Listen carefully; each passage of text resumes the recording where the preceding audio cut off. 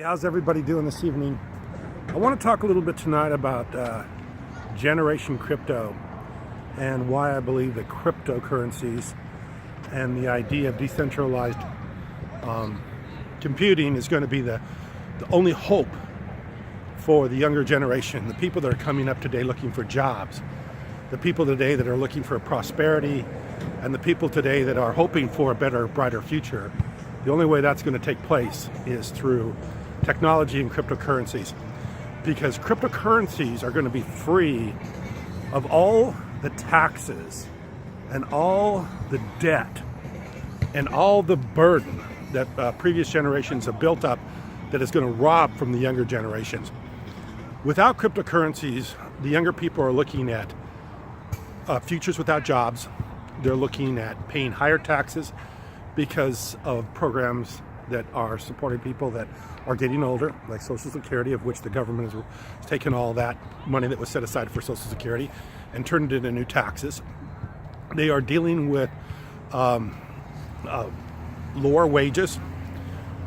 If you don't get involved with some, as technology starts to progress and things become more automated, the wages will get even lower and lower and lower. So it's a pretty bleak future for people without something like the blockchain and cryptocurrencies taking away all this previous mishandling of money, inflation, and jobs, and the way their future, younger people's futures, have actually been sold out from underneath them, before they were even born. And that's what they talk about with Social Security and so forth. You're just pushing all the debt forward. The only way to eliminate this is to come up with something that wipes the slate clean, that starts all over again, that isn't encumbered with all this burden of debt and all this burden of political problems that basically suck up most of the energies of the world. Not to mention, all the third parties that take up a lot of the energy of the world. We've become such a centralized system that people growing up in the world today don't really have an opportunity to become entrepreneurs. They don't have an opportunity to go out and start a business because everything's become so conglomerated. Everything's a conglomerate. You can't start up a hardware store. You can't start up a grocery store. You can't do anything because everything is sucked up by centralized systems that have taken over the world. If you don't break that centralized system, so centralized systems of banks and corporations, there is no hope for today's generation. There's no hope for tomorrow. The future will be very bleak if you cannot disrupt this system of centralized third parties taking most of the money out of people's lives. So anyway, I call it the crypto generation, or generation crypto. But their hope lies in technologies of decentralized systems that break all this, break the debt, break the inflation, and break the corporations that are controlling and impoverishing your life. And I think there's hope. I think there's real hope. You got to really believe in people like Dan Larimer, who I believe is in his 30s, is trying to change the world for the better. You got to believe in people like, a lot of these people that are blockchain, Vitalik, another one. You got to believe in a lot of these people that are he's a young man. I think he's only like 18 or 19 years old, and he's coming up with systems that are going to brighten the future for the generation he's in, for the people that are living in his time. He's going to brighten their future with what he's doing. Same with Dan Larimer. So anyway, that's the hope. The hope is the blockchain. The hope is decentralizing these systems. The hope is getting rid of the third-party, huge corporate conglomerates like Geico and Wells Fargo and all these huge banks that basically, have control of the currency, control of everything. Jamie Dimon and all these, mega bankers and mega systems that have complete monopolies on money, a complete monopoly on interest rates, complete monopoly on resources. How many times does a young person able just to go down and get an ordinary bank loan to start a business? Look what's going on with ICOs. Instead of a person sitting there going, how do I ever get a loan to start a business? How do I ever get out of, the rat race of making the 9 to 5 just to get enough money just to, you know, even come up with any kind of resources and capital at all to start a business. I can't, because all my money just goes to paying rent and groceries and living. I can't start a business. Now all of a sudden along comes something like the ability to write an application on a platform like EOS and have a business and get money to help, you know, have people that become investors in your business. Not investors, but become partners in your business with you. They're not investing in your business like people like to think. I said the wrong word with investors. They're partners. They're going to grow with you. They're going to give you money so that they can make a little bit of the profit too.